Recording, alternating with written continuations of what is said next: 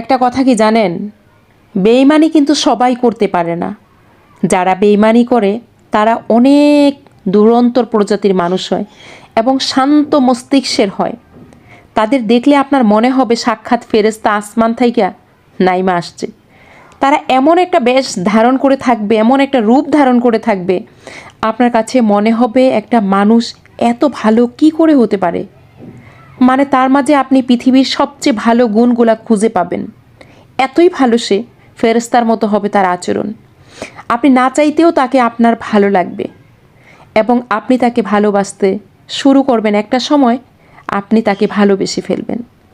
আসলে তার এই ভালো মানুষইটা একটা পরিকল্পিত, একটা সাজানো ফাঁদ। সেই ফাঁদে সে আপনাকে ঠিকই ফেলবে, আপনাকে সে ফাঁসাবে এবং আপনাকে তার ফাঁদে সে ফেলবেই। এটা হলো তার একটা নিখুঁত অভিনয়। তাকে ভালোবাসার মতো ভুলের মধ্য দিয়ে আপনি তার ফাঁদে পা দিয়ে একদিন আটকে যাবেন।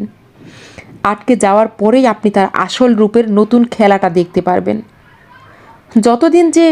যতদিন সে খেলাটা শুরু করবে ততদিনে তার প্রতি আপনি ভয়ঙ্কর লেভেলের আসক্ত হয়ে যাবেন।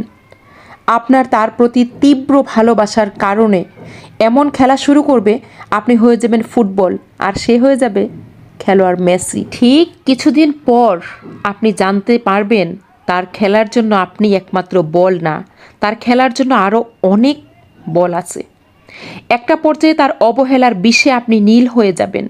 অদৃশ্য আগুনে পুড়তে থাকবেন আপনার বুক, ক্ষত বিক্ষত হয়ে যাবে আপনার হৃদয়। আপনার ঝলসানো হৃদয় নিয়ে যখন তার কাছে যাবেন একটু সহানুভূতির জন্য, একটু ভালোবাসার জন্য, ঠিক তখনই আপনার আগুনে পুরা ঝলসানো হৃদয়টাকে মেরে ফেলে শেষ কৃতকার্য সম্পূর্ণ করে নিবে সে। তার কাছ থেকে চিরদিনের জন্য বিদায় করে দিবে আপনাকে। একা থাকতে থাকতে বুঝতে পারবেন এই পৃথিবীতে কেউ কারো হয় না। সবাই স্বার্থের জন্য কাছে আসে এবং স্বার্থ ফুরাইলে ঠিক এভাবেই চলে যায়। এটাই বাস্তব সত্য।